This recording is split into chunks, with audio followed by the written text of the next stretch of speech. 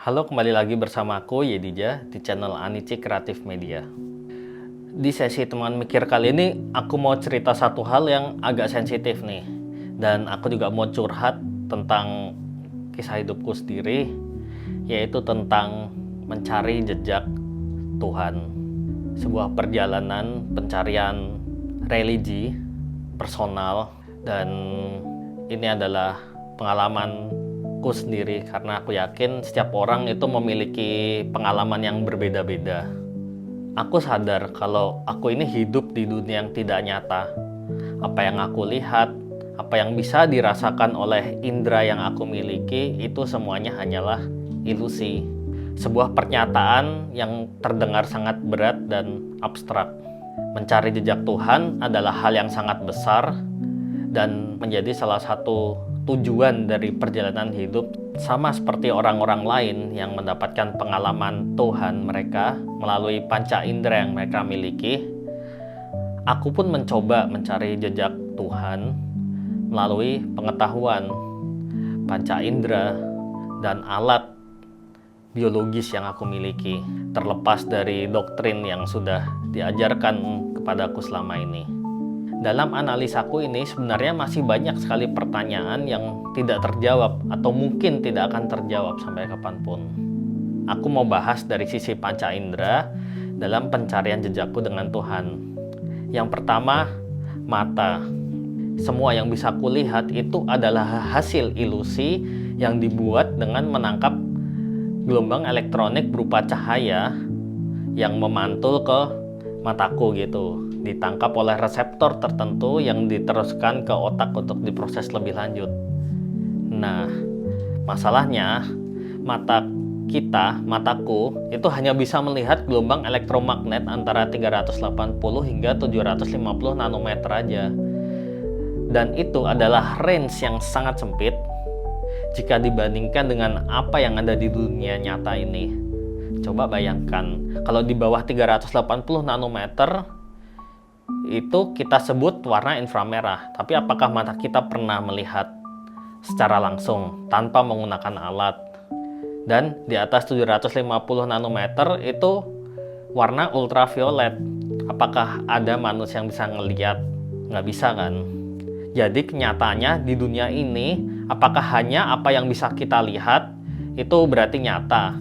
Ya tentu saja tidak, karena masih banyak sih gelombang-gelombang yang tidak bisa ditangkap tadi dengan keterbatasanku ini. Buktinya nih, coba kalian lihat device yang kalian pakai buat membaca ini. Pasti memiliki wifi kan, handphone kalian atau laptop kalian itu kan ada wifi, dan wifi itu beroperasi di 2,4 dan 5 GHz sebagian besarnya. Nah, mataku itu juga nggak bisa nangkep gelombang wifi ini. Aku nggak bisa ngelihat, oh nih wifi ini lagi ada gelombang sampai ke bawah seperti itu. Nggak bisa. Tapi dengan bantuan alat yang namanya router, modem, nah itu bisa melihat gelombang tersebut gitu. Terciptalah wifi.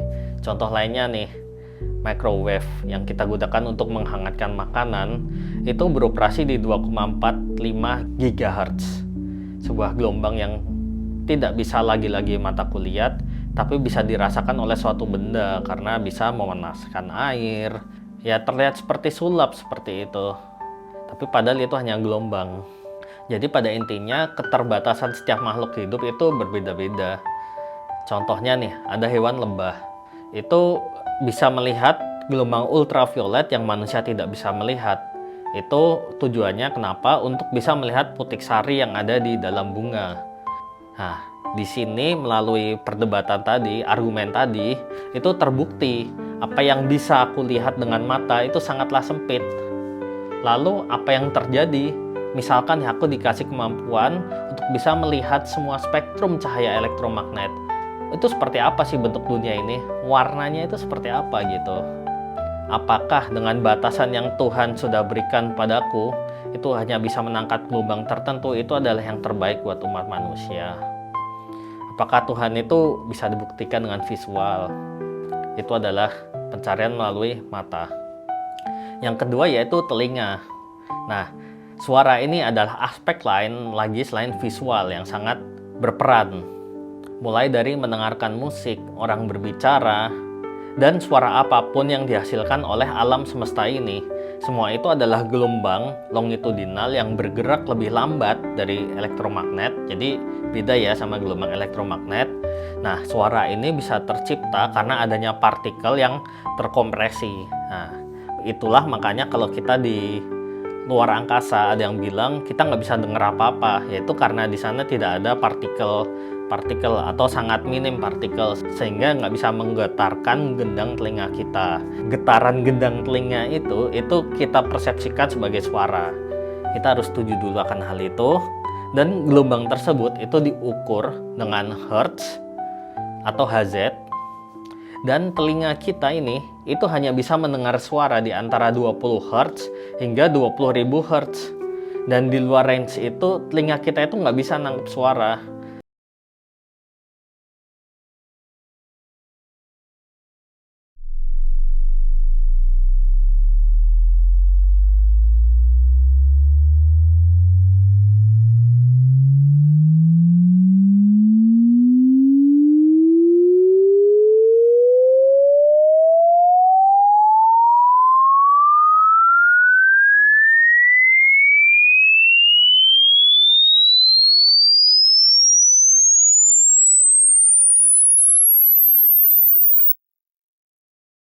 Kalau kalian lihat nih ada speaker itu kan bisa sampai 5 Hz sampai berapa puluh 40.000 Hz. Dia bukan telinga. Telinga kita terbatas. Sama seperti cahaya, setiap makhluk hidup itu juga memiliki kemampuan yang berbeda-beda untuk menangkap suara. Contohnya kayak tadi ada kelelawar. Kelelawar itu bisa mendengar frekuensi hingga 100.000 Hz. Dan lumba-lumba itu bisa mendengar suara hingga 150.000 Hz. Dan itulah cara mereka berkomunikasi. Manusia berkomunikasi 20-20.000 Hz. Biasa suara vokal itu seingatku sekitar 3.000-an Hz lah. Kalau nggak salah ya, tolong koreksi kalau salah. Sedangkan lumba-lumba itu mereka ngobrol itu pakai suara yang tidak bisa didengar oleh manusia. Jenis apa? Telepati kan. Jadi sebenarnya kalau kita pikir lagi, dunia ini itu lebih berisik daripada yang telinga kita atau telinga aku ini bisa dengar. Bisa dibilang dalam setiap keheningan yang aku rasain itu tuh terdapat suara-suara lain yang nggak bisa aku dengar. Jadi kalau aku kaitkan dengan pencarian Tuhan ini, Tuhan itu ada di frekuensi berapa sih? Suara Tuhan itu ada di frekuensi berapa sih? Let's say suara Tuhan itu suara hati. Apa itu suara hati? Apakah bukannya itu hanya reaksi-reaksi kimia dan sebagainya? Di frekuensi berapa gitu aku bisa mendengar suara Tuhan? Itu adalah indera telinga. Yang ketiga langsung kita ke hidung. Apakah dengan merasakan bau harum, bau dupa seperti yang beberapa agama lakukan, yang wanginya sampai ke surga seperti itu, atau bau tanah yang diguyur oleh hujan? Apakah dengan merasakan seperti itu aku bisa menemukan kehadiran Tuhan? Sedangkan di dalam hidung kita itu kan terdapat banyak sekali reseptor, dan itu juga memiliki keterbatasan apa yang bisa aku rasakan. Apalagi hidungku ini nggak terlatih. Ada manusia yang bisa terlatih, kayak wine tester, coffee tester, itu lebih sensitif dibandingkan hidungku gitu. Tapi bagaimanapun jika dibandingkan dengan hewan lain seperti anjing gitu, anjing itu memiliki 300 juta reseptor, sedangkan manusia itu hanya 5 juta. Jadi berapa itu?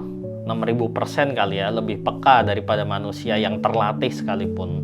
Anjing kan bisa mencium bau yang letaknya jauh dan hidungnya sensitif, maka dari itu juga dimanfaatkan manusia buat berburu, mencari barang hilang, dan banyak lagi.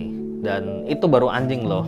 Aku nggak tahu di luar sana mungkin ada hewan lain lagi yang memiliki penciuman hebat seperti anjing. Atau bisa jadi sebenarnya ada smell, bau di luar sana yang belum bisa terdeteksi oleh makhluk hidup. Ya, bau itu kan sebenarnya reaksi kimia ya. kita semua juga tahu. Tapi apakah ada yang belum kita kenalin seperti itu? Apakah bisa menemukan jejak Tuhan melalui indera hidung yang kita miliki? Langsung aku ke indera yang keempat, yaitu melalui lidah. Sama sebenarnya dengan hidung, yaitu sama-sama yang dibau atau dirasakan oleh lidah kita itu adalah kimia yang masuk melalui mulut dan ditangkap oleh reseptor di lidah kita. Kalau dulu aku belajar, itu pada dasarnya ada 5 aja jenis rasa yang bisa kita rasain, yaitu manis, asin, asam, pahit, dan umami atau gurih. Sisanya itu ya merupakan kombinasi di antara kelima tersebut, seperti itu. Nano-nano itu kan juga kombinasi antara kelima tersebut. Nah, dipadukan juga berkolaborasi lidah dan hidung kita, itu kan menciptakan suatu pengalaman tertentu. Kalau kita ngerasain sebuah makanan atau bau tertentu, kita cobain dan sebagainya gitu. Tapi apakah ada di luar sana ada rasa lain yang belum pernah kita jelajahi?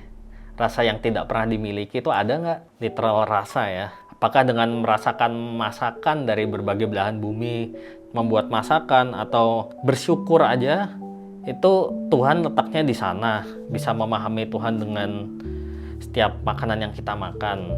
Sekarang kita lanjut ke indera kelima, yaitu sentuhan. Kemampuan untuk mempersepsikan sebuah sentuhan ini agak cukup kompleks sih, karena termasuk kemampuan merasakan suhu, tekanan, sakit, geli, gatal, dan masih banyak lagi. Nah, kombinasi dari sentuhan inilah dipadukan dengan panca indera yang lainnya menciptakan apa yang dinampakkan dengan experience atau pengalaman. Sekarang coba aku bayangkan aja ya, sebuah pengalaman apapun yang pernah kuhadapi. Misalkan aku diputus pacar, senang karena dikasih hadiah, pengalaman pertama kali punya baby atau dapat baby atau hamil, pengalaman ditinggal orang yang tersayang, ditinggal hewan peliharaan, atau bahkan pengalaman spiritual, itu bisa dibilang mostly adalah perpaduan dari panca indera yang kita alami. Ada yang pernah merasakan panasnya api neraka misalkan, ada yang pernah melihat langsung dengan mata kepala, dan yang paling sering mendengar suara Tuhan seperti itu. Itu kan kombinasi dari semuanya itu. Misalkan aku melihat dan aku mendengar dan aku juga merasa tersentuh. Nah, seperti itu kan adalah experience tadi yang aku udah ceritakan. Nah, makanya nih kalau di banyak kesempatan juga sering kan kita dengar cerita bahwa orang yang sering diganggu oleh hantu tertentu itu adalah biasanya pernah diceritakan atau melihat atau mengalami trauma masa kecil. Sama deh seperti orang yang gak pernah ngelihat pocong seperti itu. Ya, karena kita nggak ada persepsi tentang pocong itu seperti apa, seberapa mengerikan atau apa, ya orang nggak akan pernah ngerti pengalaman hal itu. Sama seperti orang Amerika tidak pernah takut dengan pocong, atau orang Indonesia nggak pernah takut dengan Dracula. Seperti itulah. Itu kan dikarenakan pengalaman kita aja pernah diceritakan atau trauma melalui kombinasi panca indera.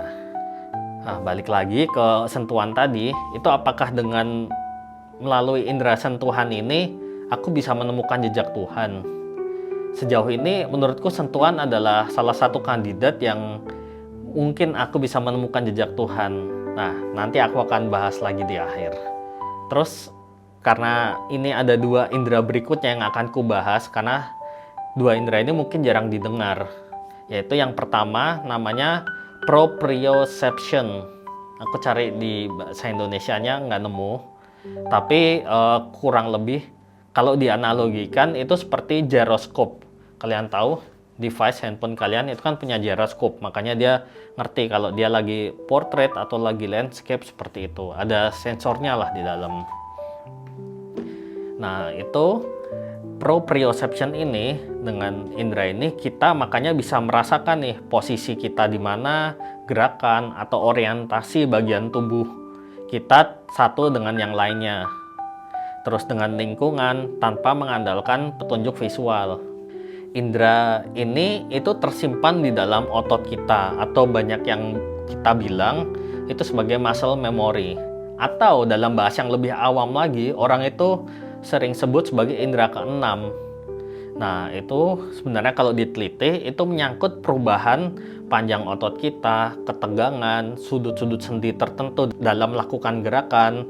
Itu menciptakan sebuah rasa gitu. Jadi kita ingat gitu, kayak tubuh kita udah nge-save kalau ototnya lagi seperti ini, bulu kuduk lagi berdiri, ini lagi gini, itu berarti ada setan misalkan seperti itu.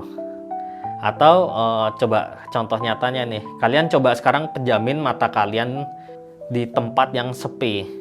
Mau kalian nggak bisa ngelihat, kalian nggak bisa dengar, nggak ada suara apapun di situ, kalian ngerti kan kalian di tempat tersebut lagi berdiri, lagi duduk, atau lagi jungkir balik misalkan, atau jongkok. Nah, itu yang dinamakan indera proprioception ini. Nah, biasanya profesi-profesi seperti olahragawan, musisi, artis itu punya kemampuan khusus yang lebih mengandalkan indera ini.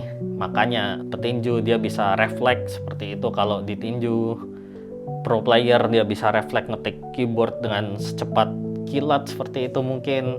Pemain gitar yang bisa memainkan gitarnya dengan sangat lihai gitu. Indera ini juga sangat erat hubungannya dengan experience atau pengalaman yang kita alami, muscle memory kan. Nah, kalau digabungkan dengan indera lain, ini akan menciptakan suatu persepsi tertentu yang bisa aja kita simpulkan kalau aku udah menemukan Tuhan nih. Karena kalau Tuhan datang itu bulu kuduku berdiri, aku langsung tegang, langsung keringat dingin gitu misalkan. Mungkin bisa disimpulkan di situ ada Tuhan, kan nggak ada salahnya dalam pencarian orang mencari jejak Tuhan.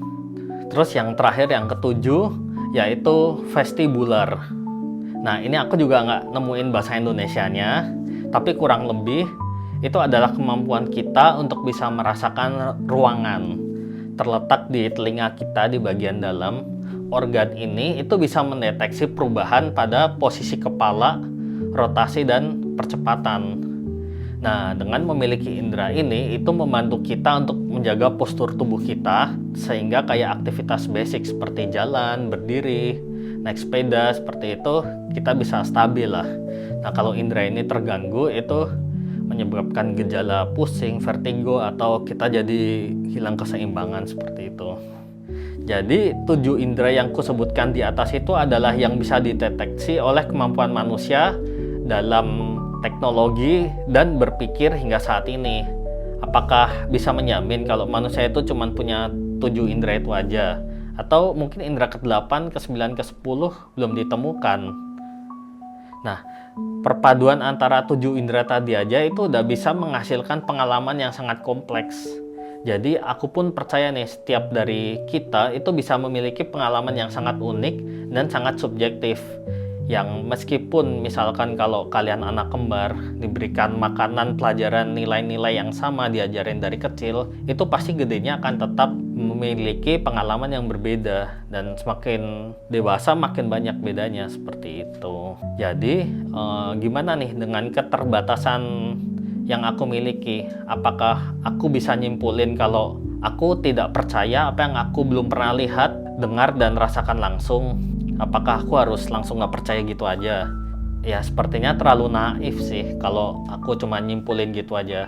Dan justru karena pencarian itu seumur hidup, itu membuat diriku tuh at least mempunyai makna setiap harinya. Nah, maka dari itu yang ku percayai saat ini, Tuhan itu menurutku bukan objek, bukan juga subjek, tapi lebih bersifat personal. At least itu kesimpulanku, pencarianku selama ini ya. Atau mungkin besok bisa berubah, setahun ke depan, 10 tahun ke depan, minggu ke depan bisa berubah. Aku juga nggak tahu kan, pencarian itu seumur hidup. Dan bisa dibilang masing-masing dari kita ini adalah tanda kutip Tuhan untuk diri kita sendiri. Ya itu mungkin agak ranahnya udah filosofis lah, agak berat banget itu. Dan di sisi lain, tapi hal tersebut itu membuat aku itu jadi depresi sih, karena terus mempertanyakan statementku sendiri, Tuhanku itu bener nggak sih ini Tuhan yang kucari selama ini, seperti itu. Dan ya mungkin ini kalau aku kaitin dikit nih sama agamaku dan yang aku dari kecil juga diajarin, yaitu Kristen. Itu di Alkitab sendiri itu ada tertulis ayat seperti ini. Berbahagialah orang yang tidak melihat namun percaya.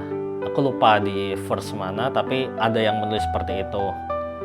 Apakah ini berarti percaya tanpa harus mempertanyakan adalah orang yang bahagia? Seakan pikiranku itu masih nggak bisa menerima hal tersebut, karena aku masih mempertanyakan banyak sekali hal di dunia ini. Nah, itu tadi adalah sedikitlah cerita perjalananku pencarian terhadap Tuhan sampai saat ini. Ingat, sampai saat ini. Kalau ada salah kata yang menyinggung kalian, aku juga minta maaf. Dan jangan lupa subscribe, follow juga. Jangan lupa tulis komentar di bawah juga. Terima kasih.